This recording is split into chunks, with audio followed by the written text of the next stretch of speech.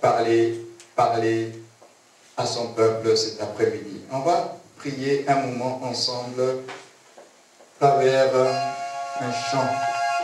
Merci Seigneur. Tout à l'heure, le dernier chant qu'on a chanté, je l'aime bien, c'était sur le Saint-Esprit, je crois. Parce qu'on a besoin de lui. On a besoin de lui, on a besoin de lui. La Bible me dit que lorsque tu viendras, tu nous enseigneras toutes choses. La Bible me dit que lorsque tu viendras, tu nous rappelleras les paroles de Jésus. La Bible me dit que lorsque tu viendras, tu nous conduiras dans toute la vérité. Alors Saint-Esprit, je m'abandonne à toi.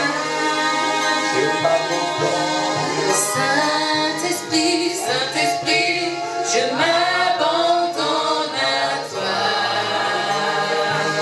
Et Saint-Esprit, Saint-Esprit, je m'abandonne à toi. Oh Saint-Esprit, Saint-Esprit, je m'abandonne à toi. Oh Saint-Esprit, Saint-Esprit, je m'abandonne à toi. Prends ma vie et conduis-moi. Je ne veux vivre que pour toi. Prends ma vie et conduis-moi. Je ne veux vivre que pour toi. Saint-Esprit, Saint-Esprit, je m'abandonne à toi. Oh Saint-Esprit, Saint-Esprit, je m'abandonne à toi. Saint-Esprit, je m'abandonne à toi. Je m'abandonne à toi, Saint-Esprit. Saint-Esprit, je m'abandonne à toi. Je m'abandonne à toi. Saint-Esprit, je m'abandonne à toi. Conduis-moi, Saint-Esprit, je m'abandonne. Saint-Esprit, je m'abandonne à Je toi. m'abandonne à toi. Parle-moi, inspire-moi. Saint-Esprit, je m'abandonne à toi. Rappelle les paroles de Jésus, enseigne-nous cet après-midi. Saint-Esprit, je m'abandonne à toi.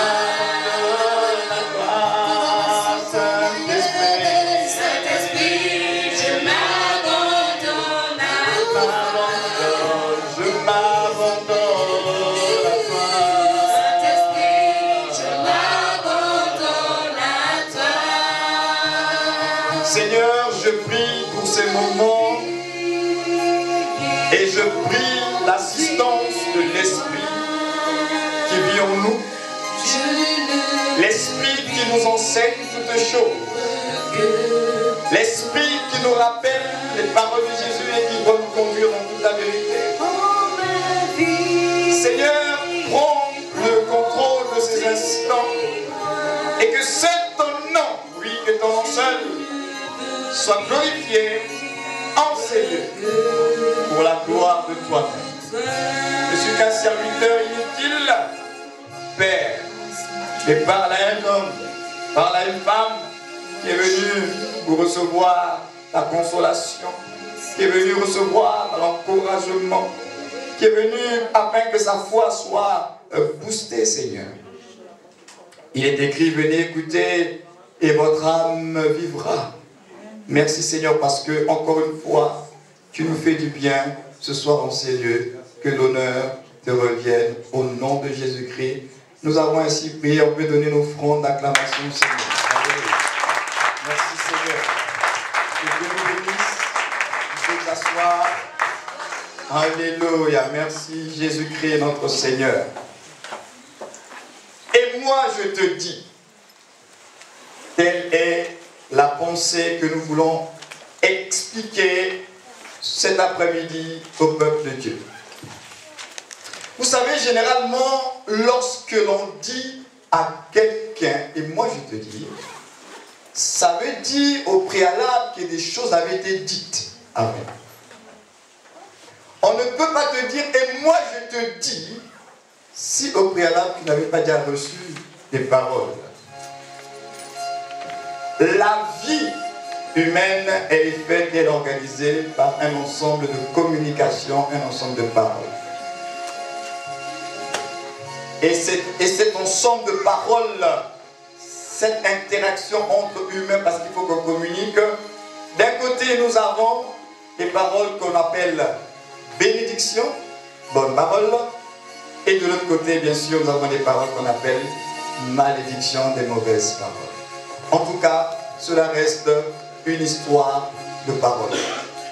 Les alliances de nos familles, qui maintiennent nos familles, c'est encore une histoire de paroles. Parce qu'à ces alliances et à ces sacrifices sont rattachées des paroles. Malédiction comme de bénédiction. Donc aujourd'hui, je veux me faire le devoir de pouvoir t'encourager dans ta foi. Parce que nous allons découvrir ensemble nous allons découvrir qu'il y a beaucoup de choses qui ont peut-être été dites sur ta vie.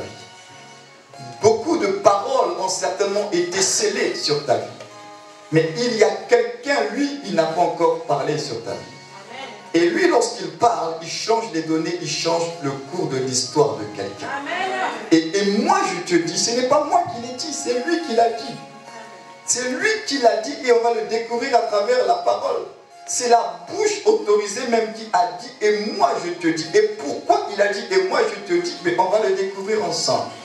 Mais ce qui me réjouit, c'est de savoir que face au flot d'informations, de paroles, de malédictions que nous pouvons recevoir, lui il dit, ils ont dit, mais moi je n'ai pas encore dit ce que j'avais dit. Et ça c'est une bonne chose à savoir. Alors on va lire des portions de textes dans la Bible pour ensuite que nous puissions ensemble comprendre la pensée de Dieu pour son peuple cet après-midi. Alors, sans plus tarder, nous allons d'abord dans le livre, l'évangile de Jean, chapitre 1, verset 39. Jean 1, verset 39. Que Dieu bénisse encore quelqu'un cet après-midi en ces lieux. Jean 1, verset 39. Venez, leur dit-il, et voyez, ils allèrent, et ils virent où il demeurait. Et ils restèrent auprès de lui ce jour-là. C'était environ la 10e heure. André, frère de Simon-Pierre, était l'un des deux qui avait entendu les paroles de Jean et qui avait suivi Jésus. Ce fut lui qui rencontra le premier son frère Simon et il lui dit, nous avons trouvé le Messie, ce qui signifie Christ. Et il le conduisit vers Jésus. Jésus les regardait et dit, tu es Simon, fils de Jonas, tu seras appelé Céphas, ce qui signifie Pierre. Retenez bien le verset 42 avec moi parce qu'on va y revenir tout à l'heure. Jésus dit ceci, tu es Simon, fils de Jonas, tu seras appelé Céphas, ce qui signifie Pierre. Simon n'est pas encore Pierre, mais de façon prophétique, Jésus dit, tu seras, c'est dans un futur, dans un avenir, tu seras appelé Pierre. Alors, on va continuer notre lecture dans l'évangile de Matthieu. Matthieu, chapitre 4. Pour comprendre un peu cette corrélation entre ces passages. Matthieu chapitre 4, verset 18. C'est l'accomplissement de la parole que Jésus a dite à Pierre lors de leur rencontre, leur première rencontre. Matthieu chapitre 4, verset 18. Comme il marchait le long de la mer de Galilée, il vit deux frères, Simon appelé Pierre et André, son frère, qui jetaient un filet dans la mer car ils étaient pêcheurs. Il leur dit, suivez-moi et je vous ferai pêcheurs d'hommes. aussitôt ils laissèrent les filets et le suivirent.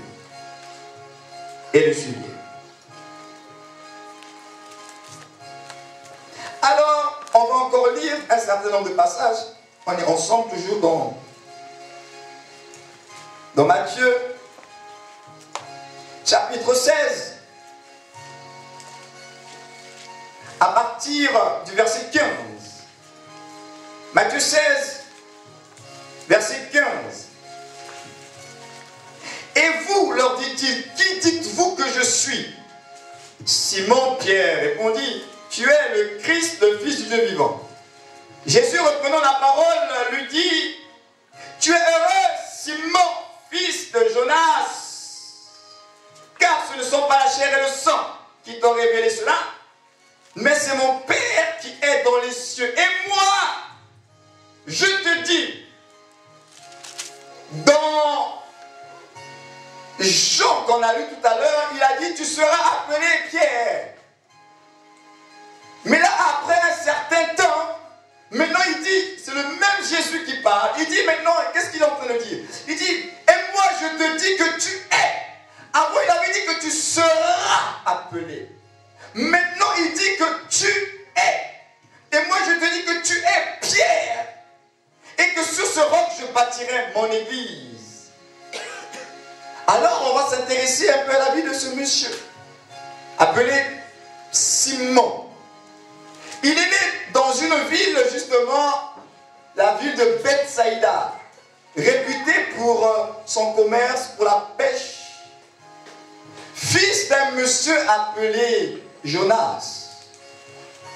Et dans les alliances de leur famille, ils étaient destinés à être des pêcheurs, de génération en génération. Et lorsque Jonas a eu certainement son premier fils, il a appelé Simon. Simon veut dire le roseau, c'est-à-dire ce qui est instable. Il donne le nom à son enfant roseau en français. Simon le roseau, c'est-à-dire l'homme instable. Et Simon le roseau va être en entreprise paternelle, puisqu'ils étaient destinés à être des pécheurs. Voilà la vie de Pierre. Un homme né dans une famille dont la destinée était d'être des pécheurs, de poissons.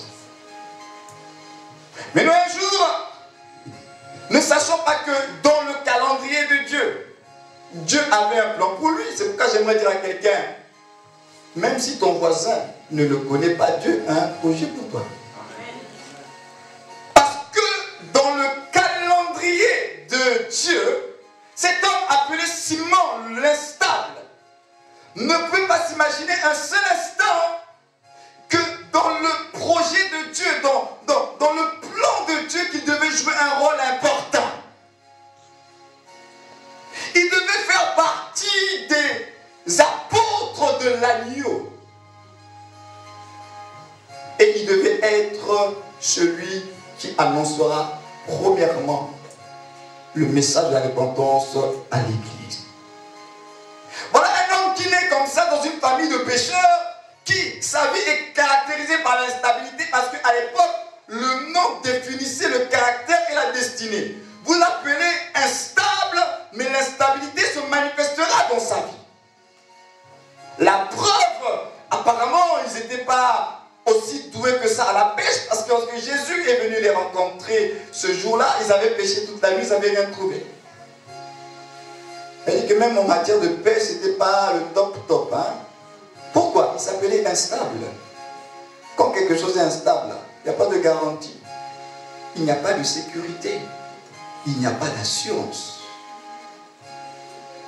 Voilà que ce monsieur qui naît comme ça dans une famille ordinaire, dont la destinée est déjà tracée, mais il ne peut pas s'imaginer un seul instant que Dieu aussi avait un plan pour lui. Et voilà qu'un jour, cet homme appelé Simon, se trouvant dans son l'heure de Dieu, va faire la rencontre du Seigneur de gloire, Jésus. Et lorsque Jésus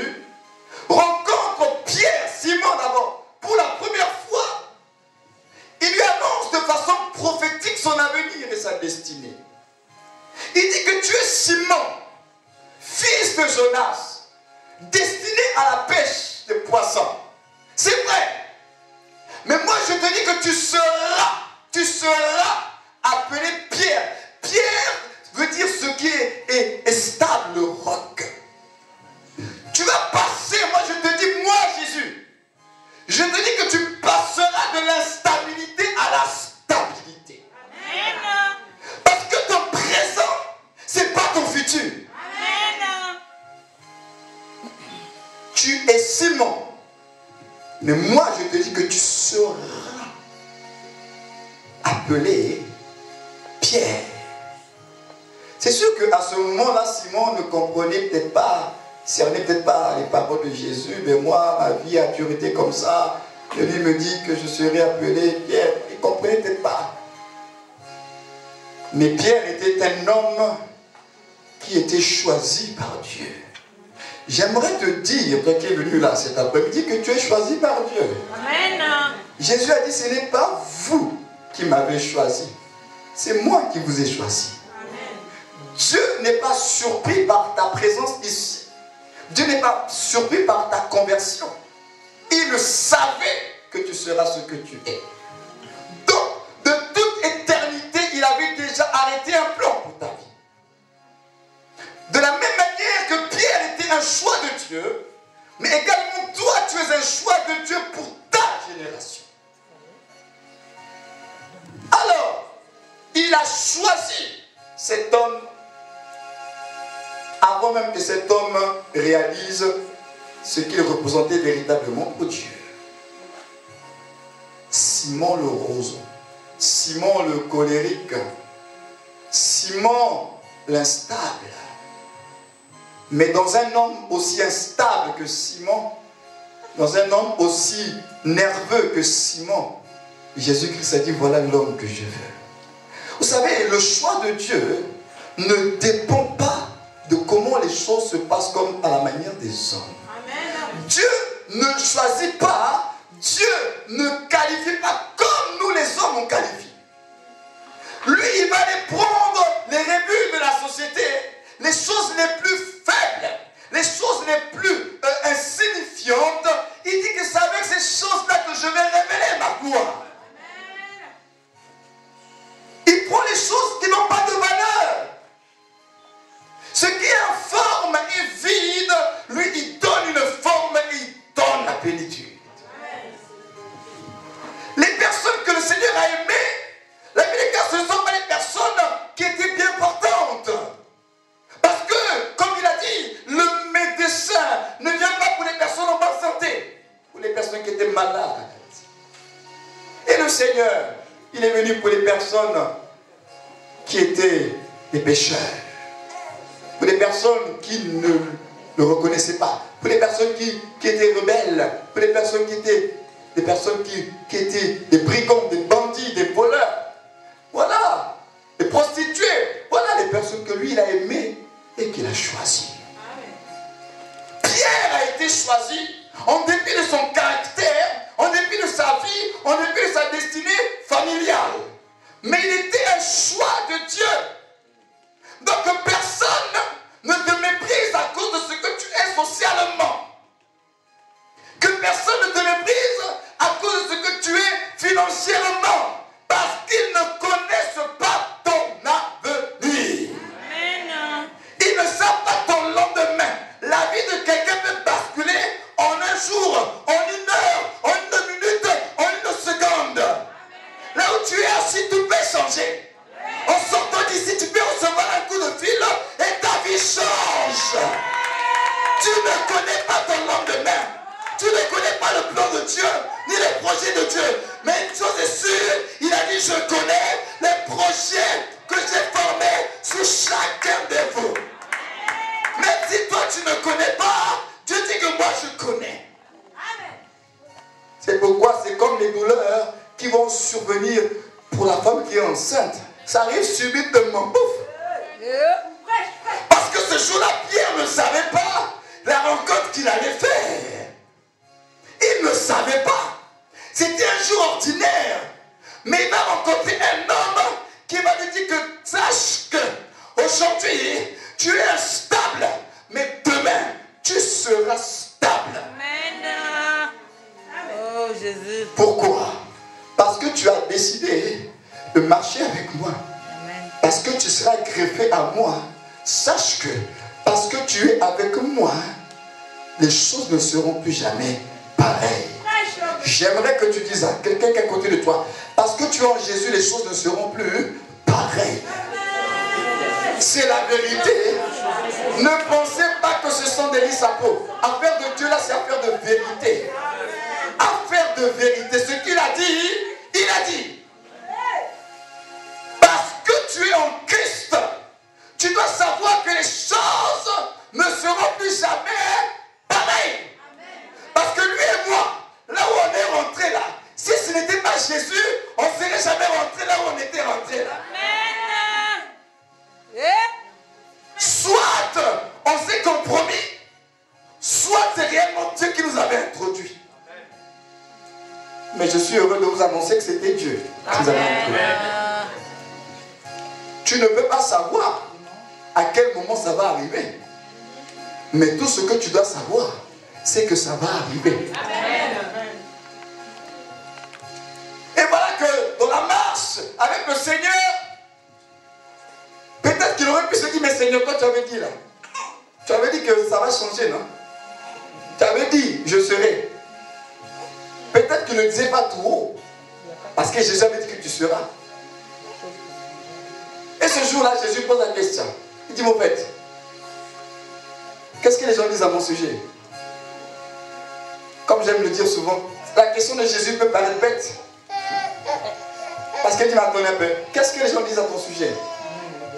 Il dit, bon, les gens disent que, parce que c'est le radio-trottoir, hein, il faut chercher l'information. Les gens disent que tu es Jean-Baptiste, que tu es Jérémie, que tu es Élie, tu es l'un des prophètes. Jésus écoute les informations que ses disciples lui donnent par rapport à le rapport qu'ils ont reçu de l'extérieur. Alors il leur pose la question, mais vous, vous vous rendez compte? Ils étaient les apôtres choisis de Dieu, apôtres de l'agneau. Hein. Il leur pose la question, mais vous qui êtes avec moi, vous qui marchez avec moi, vous qui mangez avec moi, vous là, je suis qui pour vous? J'aimerais te dire ce soir, cette question de Jésus, elle est fondamentale hein, pour ta propre vie. Parce que si tu ne sais pas qui il est, tu ne seras jamais ce que tu es censé être. Pourquoi? Parce que c'est lui le modèle. Amen. Si tu n'arrives même pas à reconnaître le modèle, comment tu vas te conformer? Pour te conformer, il faut connaître la forme que tu dois épouser. Mais si tu ne connais pas la forme que tu dois épouser, comment tu vas te conformer? Il leur pose la question. Je suis qui pour vous? Et la Bible dit qu'ils ont commencé à se regarder, à discuter entre eux. Vous vous rendez compte? Ils marchaient avec Jésus. Finalement, ils ne savaient pas qui il était. C'est curieux ça. Peut-être qu'ils avaient une image de Jésus, mais qui n'était pas la bonne image. Et pendant qu'ils discutaient entre eux, c'est pourquoi il dit que Pierre était un homme vraiment choisi par Dieu. Et pendant qu'ils sont en train de discuter, alors paf, Simon-Pierre prend la parole, encore lui. Il dit, tu es le Christ, tu es le Messie, le Fils du Dieu vivant. Maintenant, écoutez la réponse de Jésus. Jésus ne dit pas à Pierre que tu es intelligent, Pierre. Vraiment, tu as su discerner, Pierre, et à cause de ton discernement, tu as trouvé la réponse. Non. Il dit à Pierre, tu es heureux. Simon, il l'appelle par son nom naturel, le fils de Jonas. Tu es heureux, Simon, fils de ton père. Mais moi, je te dis que tu es Pierre. Pourquoi? Parce que ce que tu viens de dire là, ce n'est pas la chair et le sang qui t'ont révélé cela. Mais alors, si ce n'est pas la chair et le sang, c'est-à-dire ton intelligence, ce que tu incarnes intellectuellement, si ce n'est pas ça qui t'a révélé, alors d'où venait cette révélation? Il dit, c'est mon Père qui est dans les cieux qui t'a révélé cela. Pourquoi? Parce qu'il était un choix de Dieu. Dieu l'avait choisi et Dieu aimait Pierre. Il donne la révélation à Pierre. Il dit, tu es le Messie, le Christ. Amen. Pierre reçoit la révélation, le voile se déchire. Que cet homme-là, il n'est pas un prophète parmi les prophètes. Il est le Fils du Dieu vivant. C'est lui le Christ. Et cette révélation, c'est cette révélation qu'il a introduit pleinement à entrer dans sa destinée. J'aimerais dire à quelqu'un, tu veux rentrer dans ta destinée. Dieu a fait des promesses dans ta vie, c'est vrai. Mais il manque quelque chose. Tant qu'il n'y aura pas ce déclic-là, tu vas tourner. Amen. Parce que Dieu avait déjà parlé. Tu vas être comme à beaucoup d'entre nous, nous avons reçu les promesses. Des paroles de Dieu. Mais pour entrer pleinement, il fallait qu'il y ait la révélation. Il dit, tu seras appelé Pierre. Il est dit maintenant que tu es Pierre. La révélation de la parole est claire. Et donne une intelligence au simple. Qui est Jésus? Qui est Jésus? Parce que notre identité en Christ se construit sur celle de Dieu. Tu ne peux pas être si tu ne comprends pas qui est Dieu. Pour pleinement rentrer dans cette nouvelle destinée, il faut comprendre d'abord qui est le Seigneur.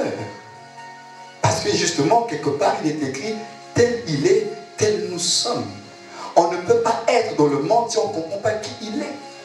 Voilà pourquoi il leur pose la question, qui suis-je?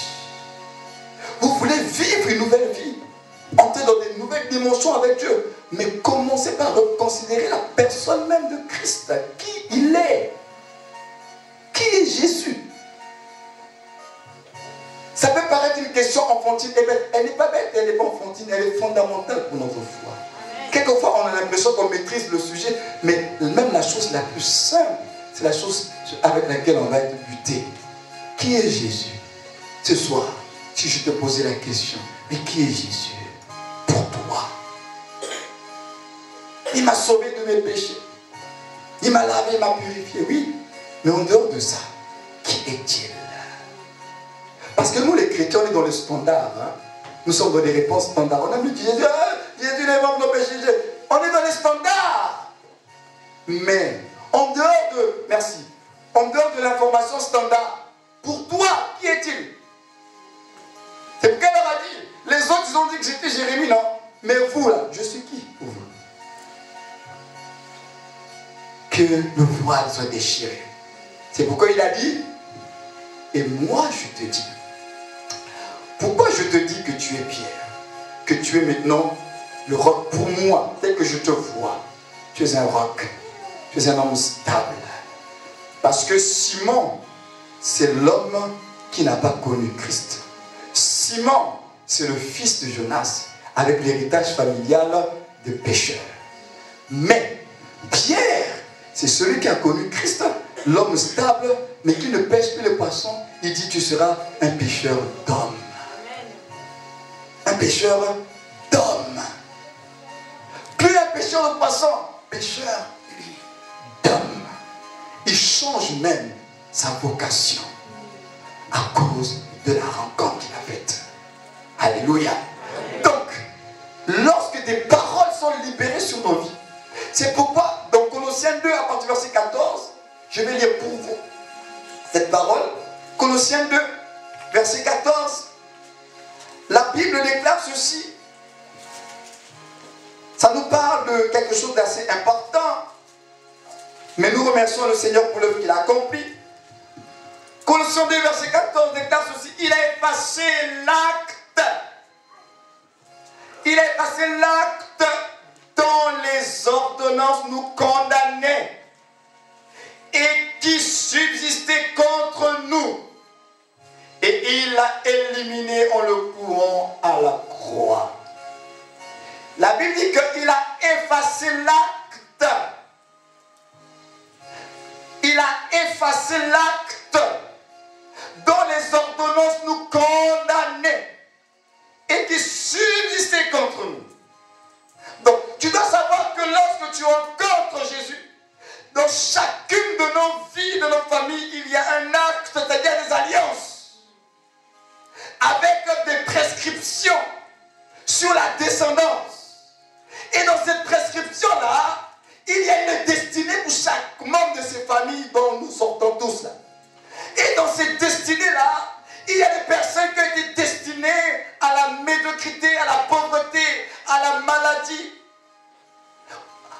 avortements multipliés, manque de mariage, tout ce que nous vivons en tant qu'Africains. Pourquoi? Ce sont les alliances qui parlent. Mais non, en Christ, on dit que l'acte, cet acte-là, qui subsistait, a été effacé. Il a effacé. Ça veut dire quoi s'il a effacé? C'est que ça n'existe plus. Mais là, le grand problème de la chrétienté, c'est pourquoi je dis que moi je te dis, c'est que le diable connaît ce que Christ a fait à la croix. Mais le problème, c'est que nous les chrétiens, on ne sait pas et on ne mesure pas toujours l'œuvre de la croix. Et comme le diable travaille avec notre ignorance, lorsqu'il se rend compte que tu ne sais pas, alors il va te manipuler. Amen. Et quand le diable te manipule, tu as l'impression que l'acte continue à subsister sur ta vie, alors que l'acte a déjà été effacé. Amen. Mais parce que tu ne sais pas, et le diable tire sa force, sa puissance de notre ignorance. Il va faire croire que Dieu est encore, alors que la Bible est claire qu'il a effacé l'acte dans les ordonnances de condamnation. Donc en Christ Jésus, tu es une nouvelle création, nouvelle créature. Les choses anciennes sont passées. Et avec Dieu, tu rentres maintenant dans des nouvelles choses. Tu ne peux être en Christ et continuer à vivre que les anciennes choses. Non. Lorsque tu viens en Christ, tu rentres dans un processus de nouvelles choses. De nouvelles grâces, nouvelles faveurs. Nous sommes dans des nouvelles choses. Ce qui conduit ta vie, ce n'est plus l'acte familial. Tu es conduit maintenant par la parole de Dieu. C'est-à-dire ce que Dieu dit à ton sujet. Amen. Question. Qu'est-ce que Dieu dit à ton sujet?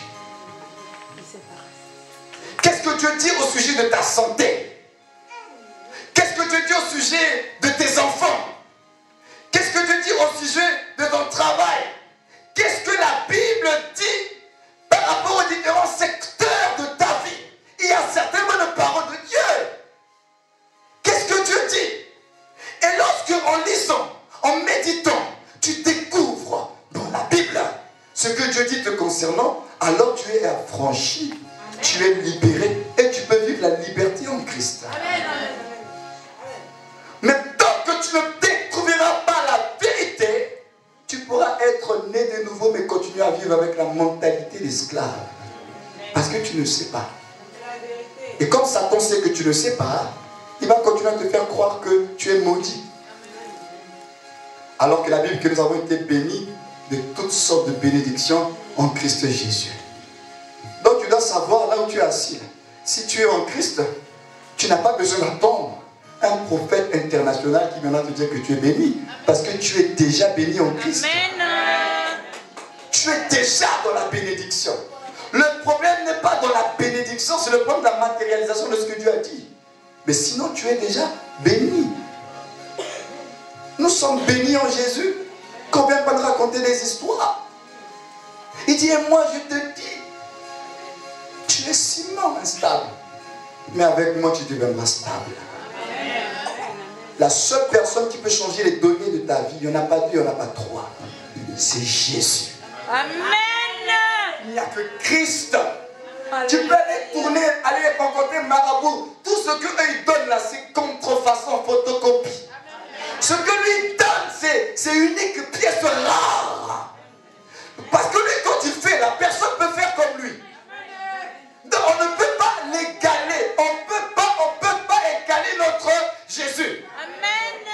Il est le seul qui peut changer la vie d'un homme et faire de cette personne-là un point d'interrogation. Les gens te regardent, mais ils ne comprennent pas. Mais est-ce que c'est vraiment elle? Est-ce que c'est vraiment lui? Parce qu'on ne reconnaît plus cette personne. Pourquoi? À cause de Jésus. Jésus est la valeur ajoutée. Jésus est ce plus-là qui distingue ta vie.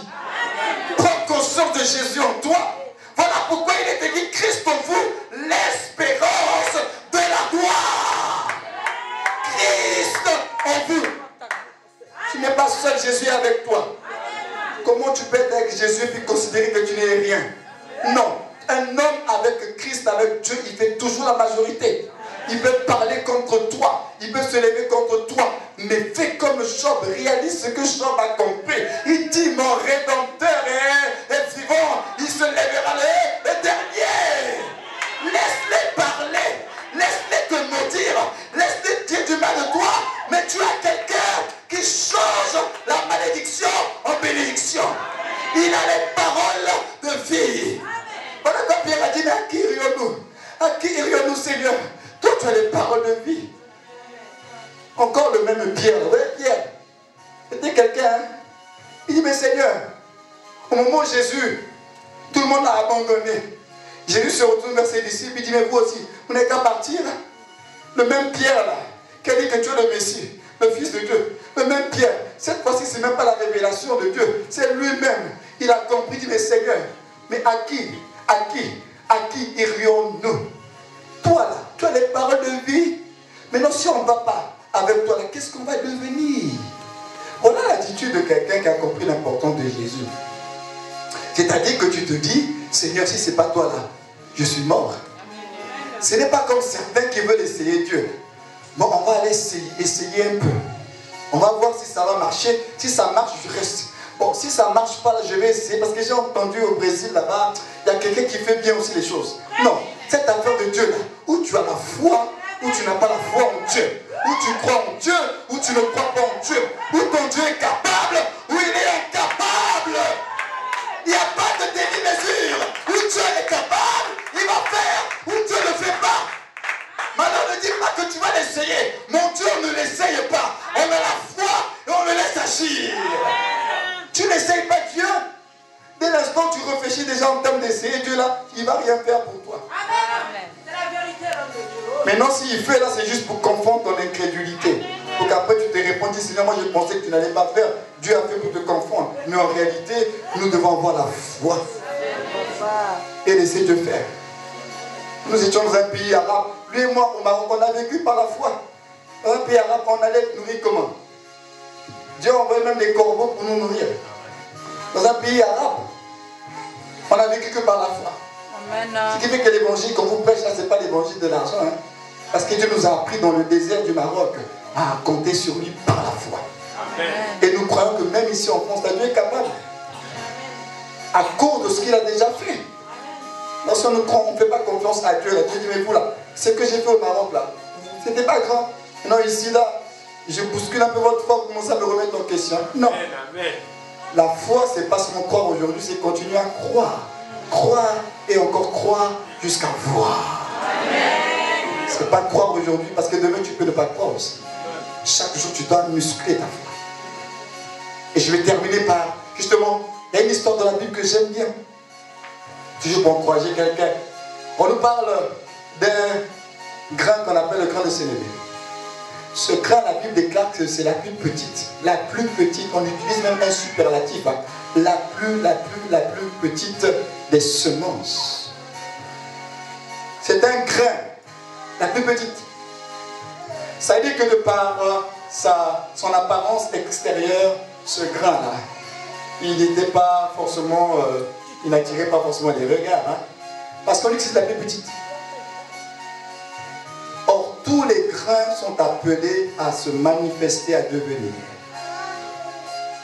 Et les grains ont plusieurs destinées. Il y a des grains, il y a des semences qui sont appelées à être des simples plantes, des simples fleurs, merci, des simples fleurs. Il y a des grains comme ça. Maintenant, ce grain-là appelé sénévé, la Bible dit que ce grain, on dit que c'est la plus petite, hein, insignifiant. Mais la Bible dit que ce petit grain, qui est petit au départ, c'est pourquoi au départ, les gens peuvent voir petit dans ta vie. Les gens peuvent te mépriser parce qu'on ne trouve pas, il n'y a rien en toi qui attire les regards. Et quand les gens te voient ta vie là même, on t'a déjà classé. On t'a déjà classé à cause de quoi? À cause de ton présent et à cause de ce qu'ils regardent aujourd'hui. Ce grain petit. Mais la Bible dit que ce petit grain, parce qu'il parlait du royaume, parce qu'avec Dieu, on est rentré dans le système de Dieu. Le système de Dieu, c'est un système où ce n'est pas la logique qui prime. Parce qu'il a dit que mes pensées ne sont pas vos pensées, mes voix ne sont pas vos voix. Dieu ne fonctionne pas comme nous. Son système, il est compliqué. Le système de Dieu, donc du royaume de Dieu, c'est que la chose qui commence petit, là, elle ne restera pas petite. Amen. Alors ce grain était petit. Peut-être que ce grain lui-même se méprisait. Comme beaucoup d'entre nous, à cause de notre présent, à cause de ce que nous sommes. Beaucoup ne s'acceptent pas. Beaucoup se méprisent. Dieu savait que tu devais venir dans ce monde avec la forme, la taille que tu as. Ne méprise pas le chef-d'œuvre de Dieu que tu es. Il savait que tu devais être ce que tu es là. Mais maintenant la question c'est plutôt de te poser. C'est pas le fait que tu sois. Si tu es là, c'est certainement pour un but. Hein. Si tu es ce que tu es là, c'est qu'il y a sûrement Dieu veut faire quelque chose avec toi tel que tu es là. Ce n'est pas un acte. Tu n'es pas ici par accident. Alors, ce grain tout petit le grain de s'est levé. Mais lors du processus du développement, lors du processus où chaque grain doit libérer son potentiel, la Bible déclare que ce grain-là, contrairement aux autres semences qui étaient peut-être plus grosses que lui, ce grain, la Bible déclare que ce grain-là, lui, il va rentrer dans un processus de croissance qui va étonner parce que les autres, qui étaient plus gros de par l'apparence, se sont peut-être arrêtés au stade de fleurs. D'autres stades de plantes. Mais lui, dans le processus, au moment où les autres s'arrêtent, lui, il continue à avancer. Les autres s'arrêtent, lui, il continue à avancer. Pourquoi? Parce que sa destinée, la Bible déclare qu'il est appelé à devenir un grand arbre. Mais comment vous pouvez imaginer qu'un arbre aussi grand qui est sorti de ce grain de se lever là pouvait avoir sa source d'une chose qui est petite, insignifiante. Ça veut dire quoi? Dieu a caché ses trésors, ses plus grandes richesses dans des choses insignifiantes. Ce qui semble être petit, insignifiant, a de la valeur pour Dieu. Ce qui est grand pour Dieu est caché dans les petites choses. Donc, lorsque toi, tu as l'impression que tu es petit, c'est toi qui as cette impression-là. Mais tu ne sais pas ce que Dieu a investi en toi. Toi, tu ne le sais pas. Mais une chose est certaine. Ce que Dieu a investi en toi se manifestera. Amen. Et donc, même si les gens parlent, on se moque de toi. On dit, oh, c'est fini. C'est fini là, c'est vous qui l'avez dit. Mais moi, mon Dieu ne m'a pas dit que c'est fini. En fait, le chrétien, c'est quelqu'un qui est un peu, comme on dit, c'est un têtu, mais dans le bon sens. Hein? Un têtu par rapport aux circonstances de la vie. Un têtu par rapport au mensonge du diable. C'est-à-dire que le diable dit une chose, mais toi, tu sais que c'est parce que la parole de Dieu dit, tu dis non. Tu dis que je refuse. Même si tu ne vois rien, mais tu dis que tu dis je ne l'accepte pas. Le chrétien, c'est ça. Ce n'est pas quelqu'un qui accepte tout. Ce n'est pas un aspirateur. Le chrétien, c'est quelqu'un qui doit apprendre à dire non. Le chrétien doit apprendre à dire, arrière de moi, Satan, tu as menti. Parce que si nous n'apprenons pas à dire non au diable et à son mensonge, on va vivre cette vie chrétienne-là, toujours frustrée, toujours en train de pleurer. Notre vie chrétienne que dans les Jérémiades et Jérémiades, des partisans du livre de Jérémie, comme ils s'étaient lamentés, on aime se lamenter, pleurer, lamenter, pleurer, lamenter, pleurer. Jusqu'à quand tu vas continuer à pleurer? Il y a un temps pour pleurer, mais il y a un temps aussi, il faut que tu arrêtes de pleurer. Que tu essuies tes larmes, que tu relèves ta tête et que tu te dises comme Job, mon rédempteur est vivant. Le Dieu qui m'a sauvé, là, il n'est pas mort. La mort n'a pas pu le retenir. Jésus est réellement ressuscité. Alors s'il est ressuscité, je suis convaincu qu'il a encore la force et la capacité de faire quelque chose pour ma vie. Amen. Voilà ce que tu dois être et ce que tu dois faire. Mais arrêtons cette affaire de chrétienté. Vous savez, quand tu es dans tes Jérémiades, là, même le païen, là, tu ne lui donnes même pas envie de prier ton Dieu.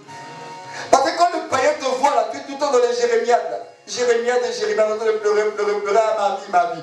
Mais il dit, mais si c'est ça l'affaire de Dieu, là, moi je préfère rester dans le monde. Parce qu'eux-mêmes, là, qui disent qu'ils prient Dieu, regardez comment ils sont. Est-ce que c'est la faute de Dieu? Non, ce n'est pas la faute de Dieu. Le point, c'est que c'est à nous de saisir la vérité de Dieu. Mais comme l'ennemi a réussi à te mentir, donc tu n'as même pas cette force-là de saisir la vérité et d'avoir cette force pour dire que Dieu m'a fait.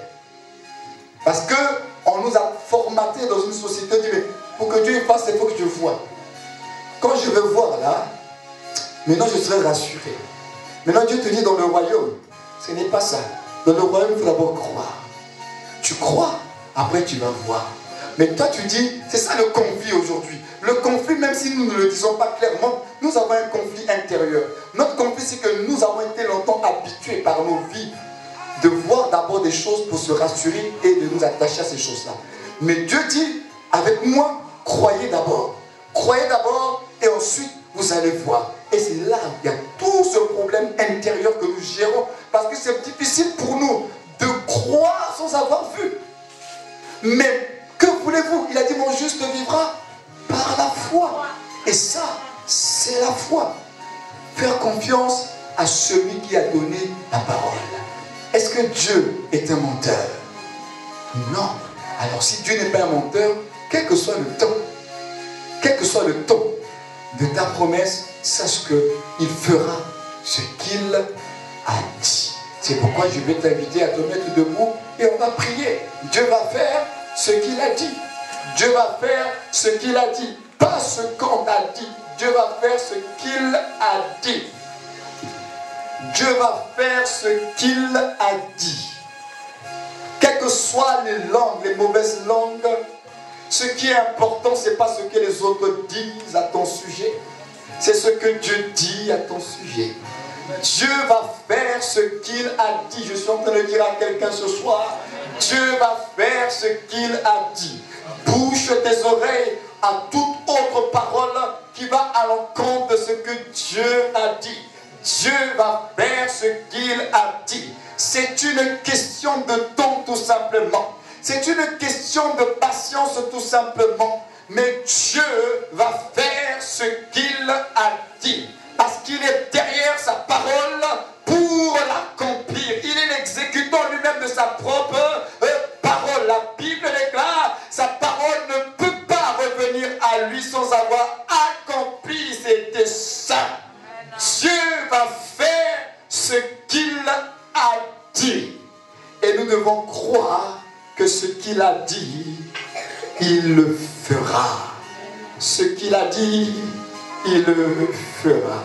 Alors j'aimerais que tu parles aux circonstances de ta vie, que tu parles à Satan, que tu parles aux démons, que tu parles aux sorciers. Je ne sais pas les choses qui t'oppressent en ce moment. Je veux que tu dises, mon Dieu, je suis enfant de Dieu. Je suis enfant de Dieu. Dieu fera dans ma vie ce qu'il a dit. Il va le faire, je le crois de tout mon cœur.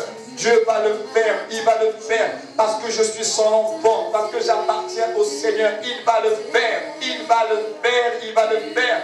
Je veux que tu fasses une prière de détermination, mon frère, ma soeur.